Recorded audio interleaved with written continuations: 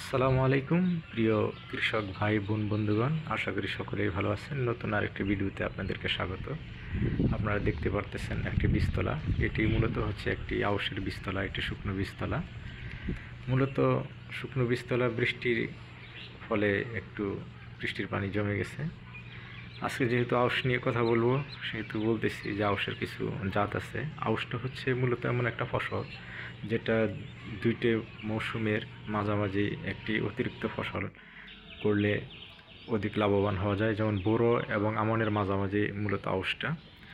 আউশ মূলত যদি করেন তাহলে অনেক লাভবান হবেন, কেননা আউশের ম্যাক্সিমাম জাতটাই হচ্ছে আপনার স্বল্পকালীন জাত।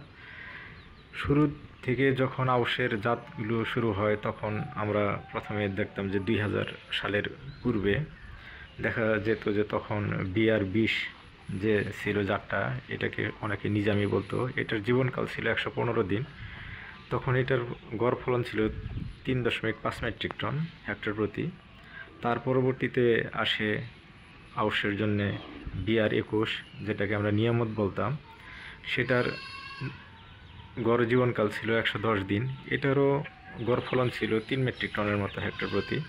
তার পরবর্তীতে দেখা যায় যে আসছিল BR-24, যেটাকে আমরা রহমত বলতাম। এটারও জীবনকাল ছিল 105 দিন, যেটার গড় ফলন ছিল 3.5 মেট্রিক টন।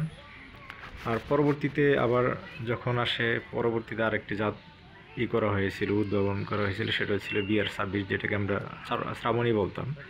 এটারও জীবনকাল ছিল 115 দিন। আর পরবর্তীতে এই জাতটারই গড় ফলনটা একটু বেশি হয়েছিল। এটা হেক্টর প্রতি 4 মেট্রিক টন হইতো। পরবর্তীতে যখন ব্রি ধানগুলা আসা শুরু করে, সেটা হচ্ছে 2004-এর পরের থেকে যখন এই ব্রি ধানগুলো আসে, তখন এগুলোর ফলনটা মোটামুটি বৃদ্ধি পায়।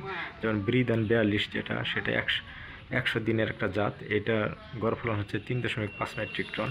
তারপরে ব্রি ধান 43, এটারও গড় জীবনকাল হচ্ছে 100 দিন।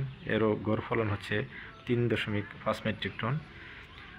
মোটামুটি যে কথাটা বলতেছিলাম যে 2004 সনের পরে যে কতগুলো যে আউশের জাত হয়েছিল, এগুলোর ম্যাক্সিমাম ফলনই দেখা যায় 4 মেট্রিক টনের উপরে ছিল গড় ফলন।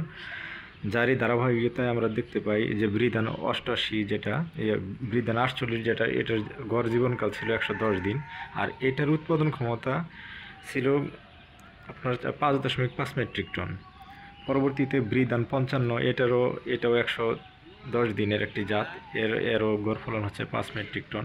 পরবর্তীতে হয় বৃধান 65, বৃধান 82, বৃধান 83, এইরকম অনেকগুলো জাত হয়। কিন্তু জনপ্রিয় জাতটা হচ্ছে বৃধান 98, যেটার গড় জীবনকাল হচ্ছে 112 দিন এবং এর গড় ফলন হচ্ছে 5.8 মেট্রিক টন।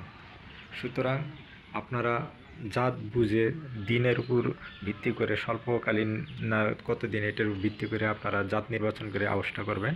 আশা করি ভালো ফলাফল পাবেন। পরবর্তীতে আবার নতুন একটি ভিডিওতে দেখা হবে। পরামর্শের জন্য নিকটস্থ কৃষি অফিসার এবং উপসহকারী কৃষি কর্মকর্তা এবং কৃষি অফিসের সাথে যোগাযোগ করুন। ভালো থাকবেন। নতুন আরেকটি ভিডিওতে পরবর্তীতে দেখা হবে। আল্লাহ হাফেজ।